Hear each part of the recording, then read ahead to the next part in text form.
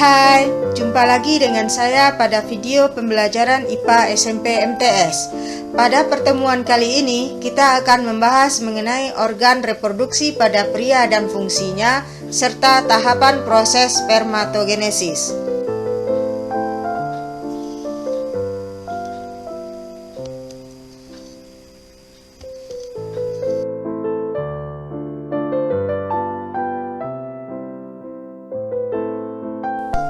Adapun kompetensi dasar kita kali ini adalah menghubungkan sistem reproduksi pada manusia dan gangguan pada sistem reproduksi dengan penerapan pola hidup yang menunjang kesehatan reproduksi.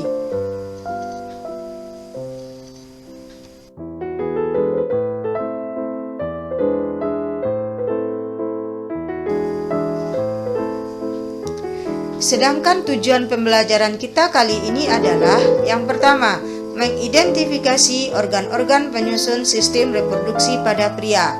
2. Menjelaskan fungsi organ-organ penyusun sistem reproduksi pada pria. 3. Menjelaskan tahapan proses spermatogenesis.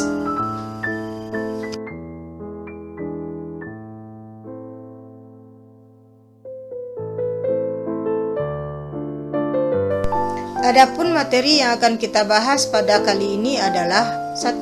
Organ penyusun sistem reproduksi pria. 2. Bagaimana fungsi dari masing organ reproduksi pria tersebut. 3. Bagaimana proses tahapan dari spermatogenesis atau proses pembentukan sperma. Dan yang keempat adalah kelenjar dan hormon apa saja yang terdapat pada pria.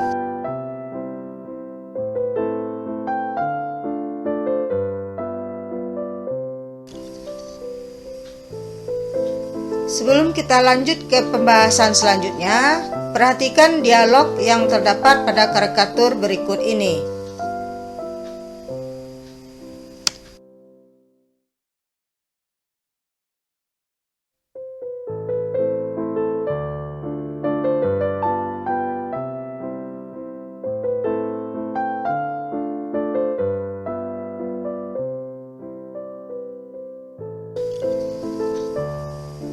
Sekarang kita lanjut pada pembahasan materi selanjutnya. Alat reproduksi pria bisa kita bedakan atas dua macam. Yang pertama adalah alat reproduksi bagian luar. Alat reproduksi pria bagian luar ini terdiri dari penis dan skrotum. Sedangkan yang kedua adalah alat reproduksi bagian dalam. Pada alat reproduksi bagian dalam ini terdapat testis, saluran sperma, dan kelenjar reproduksi. Kelenjar reproduksi ini terdiri atas vesicula seminalis, kelenjar prostat, dan kelenjar Cowper.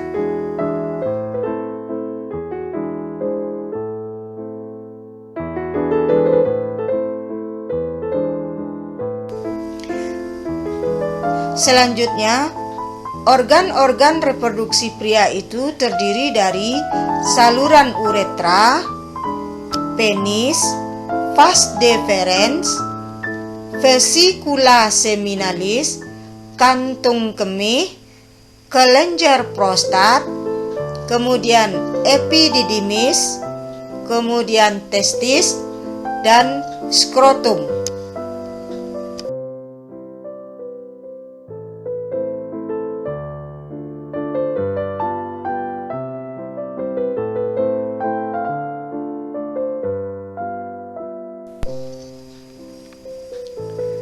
Adapun fungsi dari masing-masing organ reproduksi pria tersebut adalah yang pertama, penis. Penis berfungsi sebagai saluran kencing atau urin dan sebagai saluran sperma. Yang kedua adalah kelenjar vesicula seminaris. Kelenjar vesicula seminaris ini terletak di belakang kantung kemih, berfungsi menghasilkan zat-zat yang diperlukan untuk perkembangan sperma. Yang ketiga adalah uretra. Uretra terdapat dalam penis, berfungsi sebagai saluran keluarnya sperma dan urin. Selanjutnya adalah kelenjar Cowper. Kelenjar Cowper ini terletak di bawah kelenjar prostat. di mana fungsinya adalah menghasilkan kelenjar dan cairan yang bersifat basah. Kemudian kelenjar prostat. Kelenjar prostat terletak di bawah kantong kemih, berfungsi menghasilkan cairan yang bersifat asam. Selanjutnya, skrotum. Skrotum berfungsi menjaga suhu testis agar sesuai untuk produksi sperma. Kemudian epididymis merupakan saluran yang keluar dari testis. Fungsinya sebagai tempat penyimpanan sperma sementara. Selanjutnya vas deferens yang berfungsi sebagai penghubung antara epididymis dengan uretra. Dan terakhir adalah testis, di mana testis ini terdapat di dalam skrotum yang berfungsi untuk memproduksi sperma dan hormon testosteron.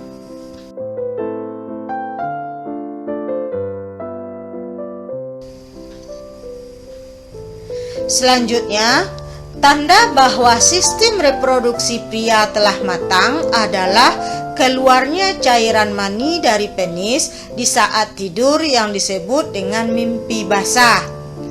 Mimpi basah itu terjadi karena pematangan sperma di dalam testis. Sperma yang telah diproduksi ini dikeluarkan melalui vas deferens, kemudian berada dalam cairan yang diproduksi oleh kelenjar prostat. Proses pembentukan sperma kita sebut dengan spermatogenesis. Nah, bagaimanakah proses pembentukan sperma yang terjadi dalam testis? Simak pembahasan berikut ini.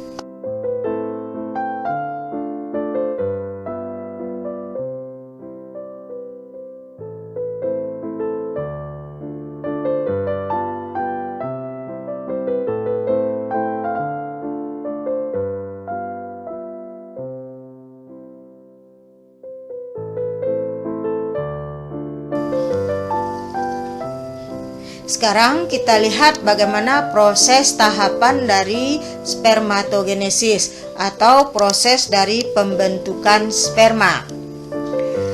Proses pembentukan sperma pada tubulus seminiferus terjadi secara bertahap, di mana sel induk sperma atau spermatogonium yang bersifat diploid atau 2N mengalami pembelahan secara mitosis, membentuk spermatosit primer. Selanjutnya, spermatosit primer ini mengalami pembelahan meiosis tahap 1 atau meiosis 1 yang membentuk dua spermatosit sekunder yang bersifat haploid atau N. Selanjutnya, spermatosit sekunder mengalami pembelahan meiosis tahap 2 atau meiosis 2 membentuk spermatid yang bersifat haploid.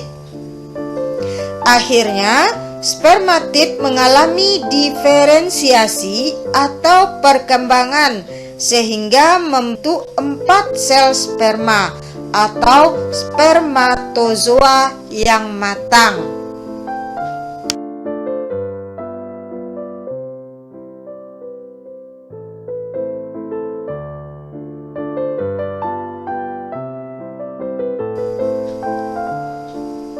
Selanjutnya, kelenjar yang terdapat pada pria adalah yang pertama vesicula seminalis atau kantung semih. Kelenjar ini menghasilkan cairan yang pekat berwarna kuning, mengandung makanan yang merupakan sumber energi untuk pergerakan sperma. Kemudian yang kedua adalah kelenjar prostat. Merupakan kelenjar penghasil semen terbesar, bersifat encer dan berwarna putih, berisi makanan untuk sperma. Yang ketiga adalah kelenjar Cowper, di mana kelenjar ini terdapat di sepanjang uretra, berfungsi mensekresi cairan lendir bening yang menetralkan cairan urin yang bersifat asam yang tertinggal pada uretra. Kemudian sperma itu terdapat bagian-bagiannya, yaitu yang pertama kepala. Kepala ini merupakan nukleus yang mengandung DNA. Dan yang kedua bagiannya adalah leher. Pada leher mengandung mitokondria yang memberikan energi pada sperma.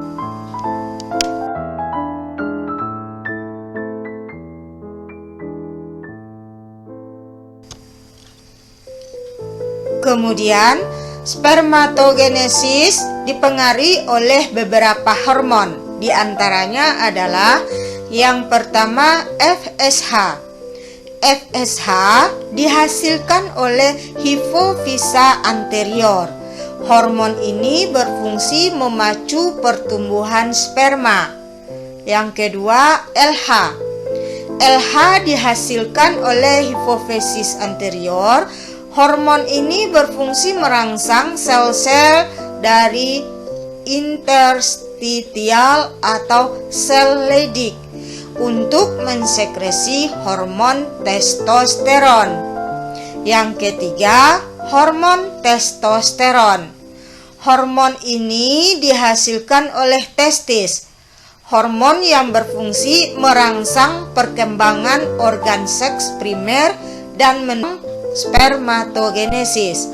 Selain itu, juga mempengaruhi perkembangan alat reproduksi dan ciri kelamin sekunder seperti tumbuhnya bulu dan kumis serta dada menjadi bidang.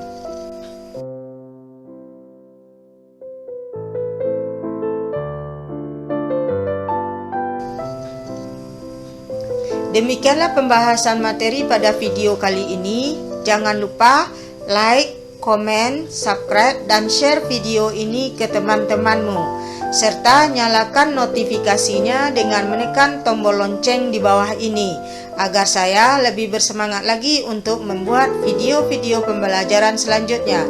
Terima kasih, sampai jumpa.